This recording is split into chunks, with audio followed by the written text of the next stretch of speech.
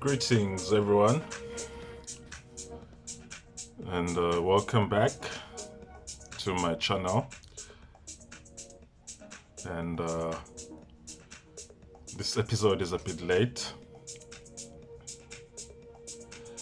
We are still talking about BLM, Black Lives Matter, police brutality, and all of that jazz.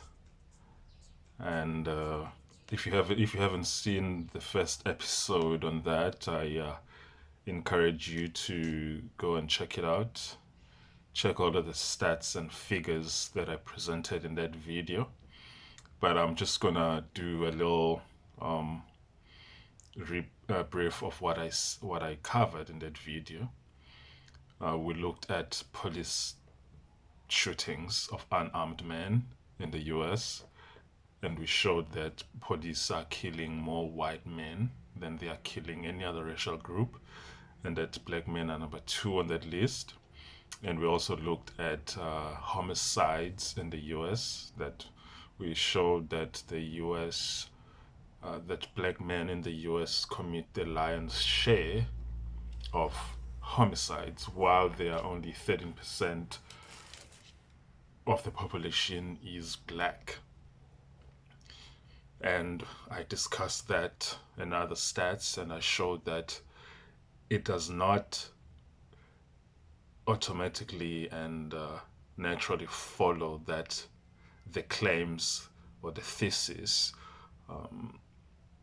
of Black Lives Matter, the movement, and everyone else associated with that gang is true. I also noted that it is actually inconceivable that when people are looking at the stats of police fatally shooting unarmed men, would not assume that the 19 white men who were killed in 2019, and not assume that they were killed because of hate, but then reflexively assume that each of the 9 black men who were unarmed were shot because of race, hate, white supremacy, any cocktail mixture of any of those things, systematic racism.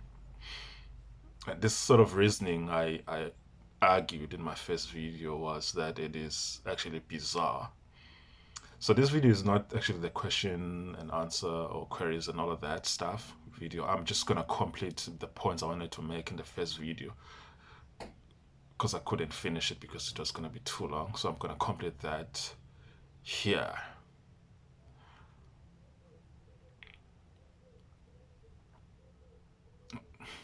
Cool. Here are some figures that I want to look into in this video, which have some bearing into some of the stats and the figures that we see when we look at police brutality or police shootings and fatalities that result from that. So the Latino community has a higher proportion of kids that are raised in households where both parents are present than the black community. The Indian American community also has a higher proportion of kids than blacks living in homes with both parents. Latina community again has a higher educational attainments per capita than blacks. More Latinos complete high school. More Latinos have a college education than blacks. I mean, you can go through all of the other racial groups in the US and they have better proportions of these figures than the black community. But the community that really has the highest proportions of these figures is the Asian community. And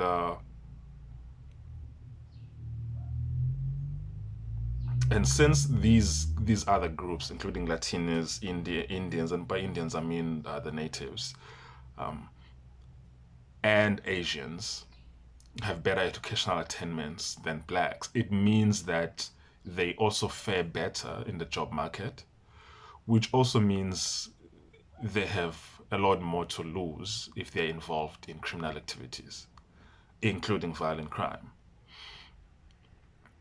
So all of these factors contribute to the stability among these other racial groups that is not seen in the black community. Here's actually something that is important. There are determinants of whether a kid will end up involved in a violent crime that don't really show in our crime stats, which is why it's actually what I'm interested in this video. And we've only looked at a few factors which tend to contribute to having this distorted figure of crime figures. It's actually by no means exhaustive, but it shows that there's a lot more going on in these stats and figures other than reflexively assume racism.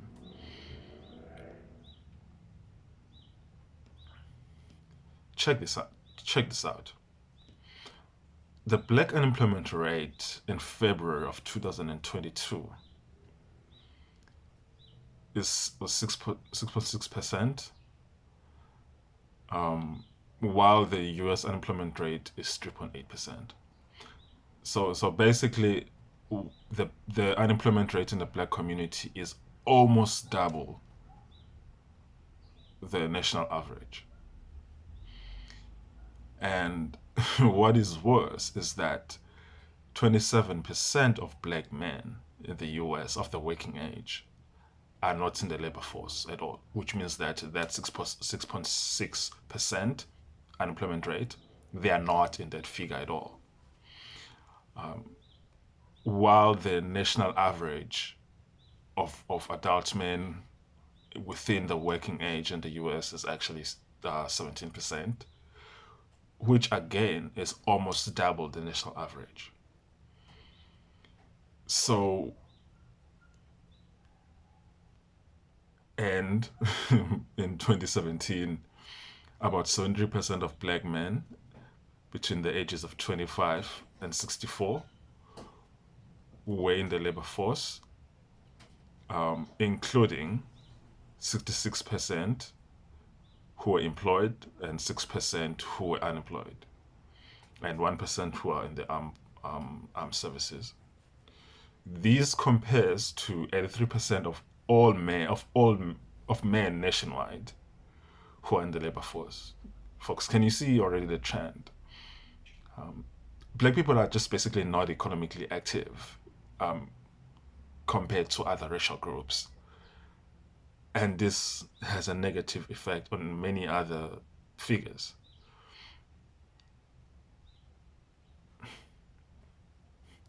Check this out again.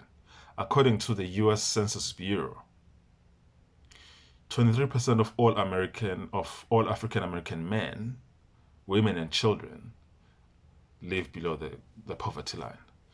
23% actually of black people in the US live below the poverty line, compared to 13% of the national average.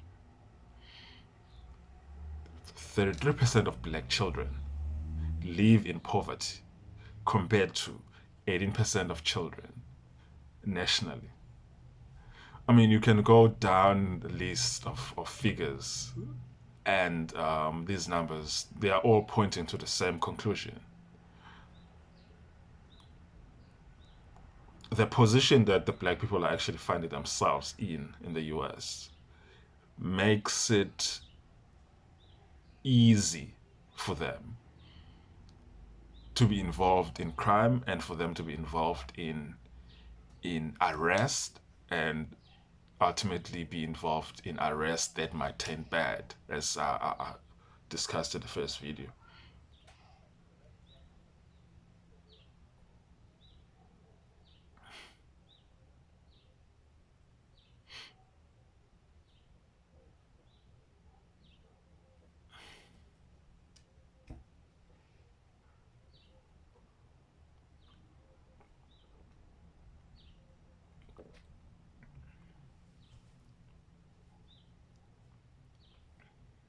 Here's another important one.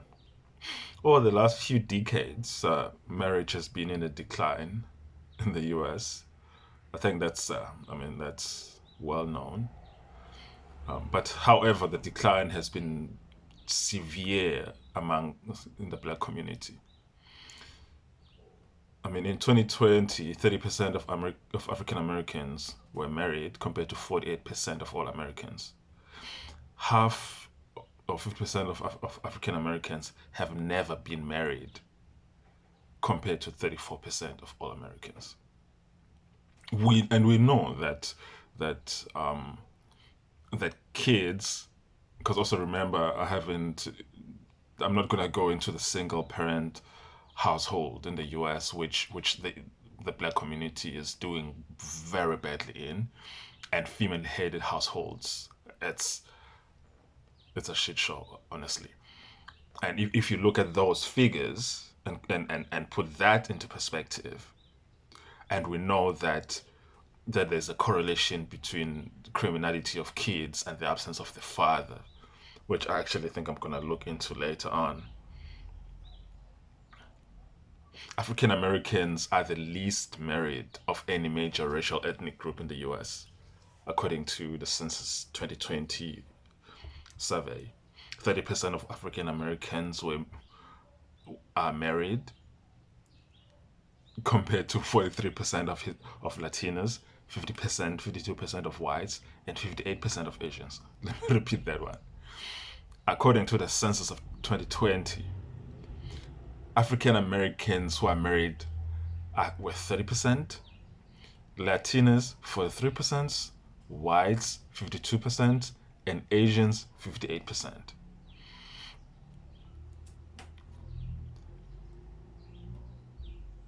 So both blacks and white Americans have similar divorce stats, which is 12% each of each of the population, and that's actually higher than the Latinos, which is at 9%, and Asians, which is at 5%. Households headed by women in the black community are 27%, which is more than double the national average of 12%. This is actually insane. It is actually totally insane. 27% compared to 12% of the national average. Because if you double the national average, you get 24%. And the black community is sitting at 27%. It's actually insane. It's absolutely insane. And children born in marriage by black women in the US is 37%. The national average is 66% of kids which are born in marriage. Can you believe this stuff? Only 37% of kids in the black community are born in marriage, while the national average is 66%. Goodness. My God. And a lot of these stats, because I can already see how some folks are gonna say, see, this is evidence of systematic racism. This is evidence that America is putting the black man down, putting the as making it hard for black people to succeed. And I'm like, no, hold on a second. If that were the case, why is it Asians, though, who are doing better than everyone in the US? Remember what I said about the unemployment rate? That it's around 3.3%, while the Black American unemployment rate is 6.6%. The community that has the lowest unemployment rate in the US is not the white community. It's actually the Asian community. And the Asians in the US have had the lowest unemployment rate consistently for the past 30 years, I think, if not more. And so the idea that the reason why blacks are doing so poorly is white supremacy and racism and systematic racism just doesn't line up with the fact that Asians are the ones who are doing better than anyone.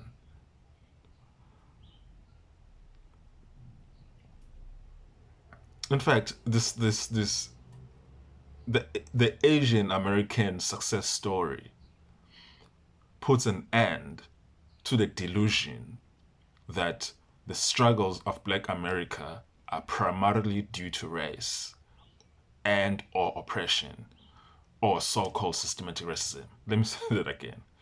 The Asian American success story in the US puts an end to the delusion that the struggles of Black America are primarily due to race, oppression, or so-called systematic racism. Note that I said primarily. I know that there are some people who have cognitive problems who hear everything except what you are saying.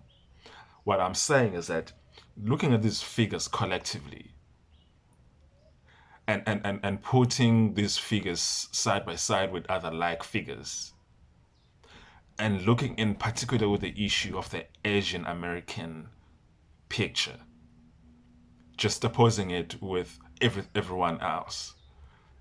The argument that the struggles of Black America is due to racism just does not line up.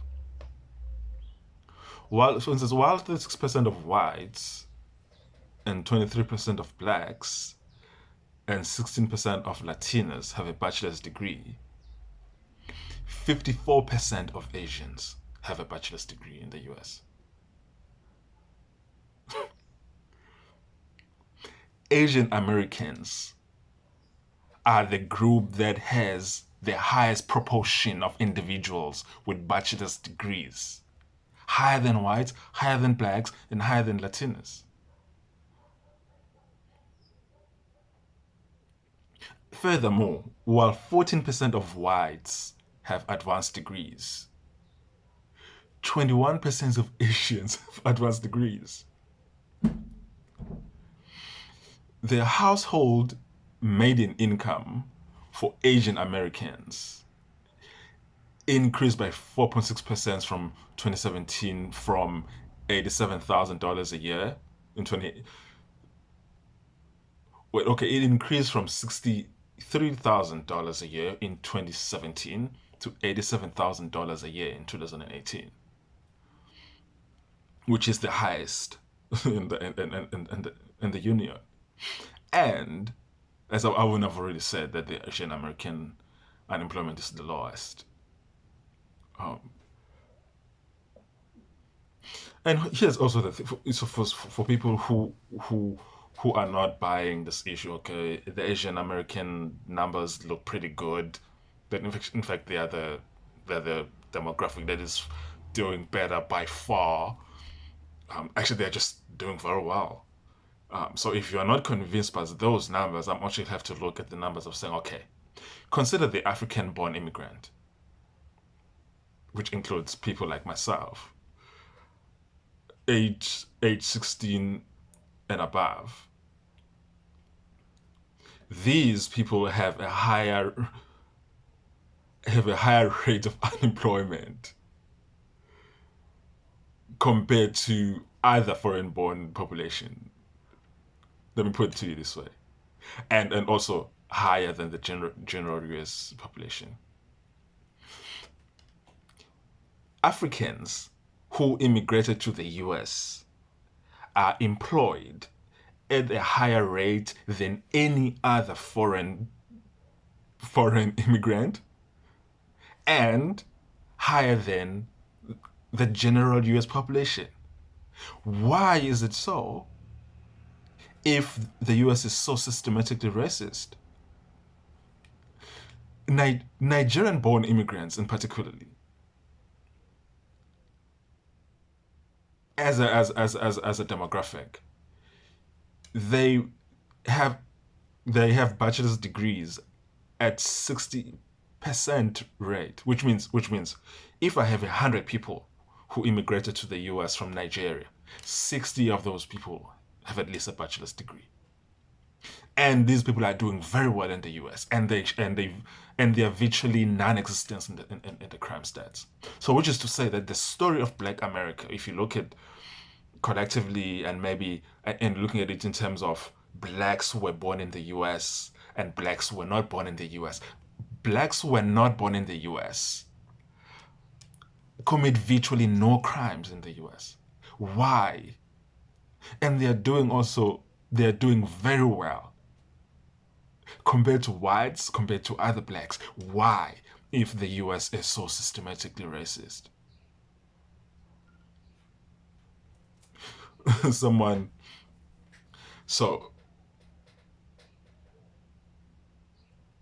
And here's the deal. You know how the issue of incarceration rates in the US of blacks and wada and all of that jazz. The truth of the matter is that black natives, people who were born in the US or whose families have been in the US for the past 100 years, are more likely to be incarcerated than black immigrants. Why? Here's an idea. With regards to, for instance, the issue of incarceration rates, black immigrants have an incentive not to commit crimes. Mostly because, I mean, if you look at the fact that, okay, they have post-matric or post-high school qualifications, and most of their careers are professional careers that require some professional certification and whatever, these kind of careers that require a criminal background check before you get this job. They have an incentive to stay out of trouble. And they have an incentive to actually just be model citizens. Why? While at the same time, black natives who are not as educated, who do not have as great a family structure, they actually have a very low barrier to crime, which means that they can easily commit crimes because they have very little to lose, if anything at all. And because this sort of system of broken families, bad schools, which is sort of for another day, a lack of just culture of getting the best education, conditions black kids to be predisposed to committing crime. And even if they're not I'm not saying black kids who were born in the US and who have parents who were born in the US, even if they're not predisposed, but having less and less internal sort of guardrails of saying, no, I'm not going to commit this crime. Why? Because they don't have anything to lose. While blacks who come from Africa, and even blacks who are Caribbean-born blacks, have a greater incentive to not commit crimes. So, which is to say that if you're actually looking at the stats of blacks who were not born in the US and you put them side by side with the Asian numbers, you actually start to see that there are certain conditions, certain factors, not just one variable, that tend to work together to produce a certain kind of citizen that's not going to be violent, that's not going to be committing crimes, that's going to be actually be a responsible and meaningfully employed and responsible citizen, which when you look, but which doesn't exist within the wider black community of people who were born in the US. Let me put it to you this way.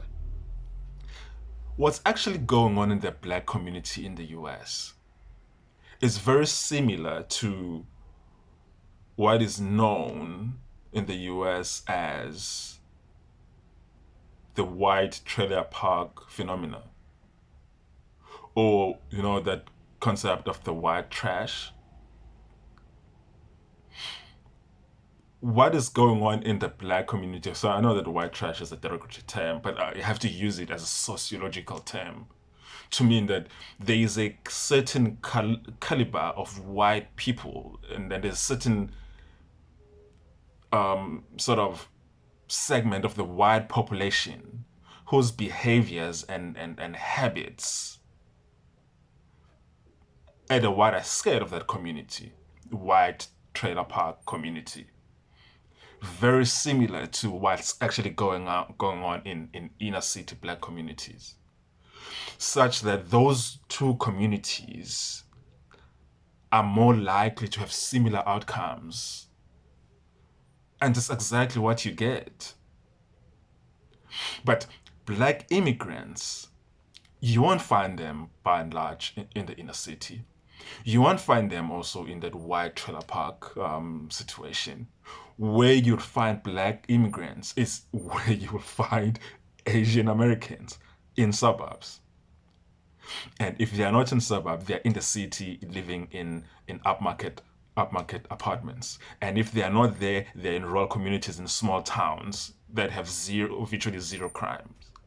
And they're minding their business, they're paying their taxes, they're going to church or to the on Sunday or to the mosque or whatever the hell they do, and they're virtually committing zero crimes.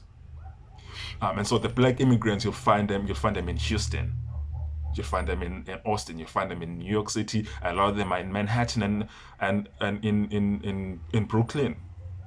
A lot of them, I think the big proportion of them is either in Manhattan or it's in Los Angeles or in Miami.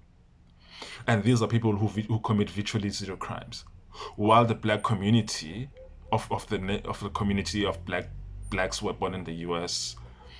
are likely to be found in places like Queens and the Bronx, or in very dodgy areas of Houston, and so the story of Black America is not a story that can be told by using simplistic explanation and ignorant one-liners. It's a complex matter. But what is very clear to me, having looked at all of the data that is before me and having looked at crime stats, incarceration stats, education, poverty levels, the nature of schooling, the structure of the family, is that the black community, with that is to say of blacks who were born in the US and who've been in the US for the past 100 years, have internal issues inside the community that makes it impossible for kids to break out of these cycles of violence and cycles of unemployment and just destructive cycles, which makes it easier for them to find themselves in violent situations with the police. So I'm just gonna leave it here for now. The next video that I'm going to do with regards to BLM will be with regards to the questions, queries, comments, dissenting voices. I've already received a number of questions that I will answer, and quite a few I've already prepared answers to those questions that I've received. If you have watched the previous video and you've watched this video and you have a question, comment, disagreements, feel free to send me those thoughts so that I can actually cover those as well in the video when I'm looking at that part of questions, comments, queries, dissenting voices, disagreements. But folks, it's one of those things for me where people say, why in the hell as a black man would you go to the US? Aren't you afraid that the police are gonna kill you? Absolutely not. I'm not scared of the police at all. And a lot of black Americans who are living in certain communities and who have a certain family structure and a certain life are also not scared of the police. I can even go on a limb and say that the black elites who are pushing this BLM bullshit are themselves also not scared of the police. I seriously doubt that Trevor Noah fears the police. Or that, okay, I mean, there's the fact that he's popular, okay, but he doesn't fear the police. Even when he first went to the US, he didn't fear the police. It's absolute bullshit. None of these NFL players or NBA players fear the police in the US. It's absolute bull. So, yeah, so hit me up. And don't forget to like, subscribe, and all those other beautiful things. Check you later. Thank you again for tuning in. Till the next time.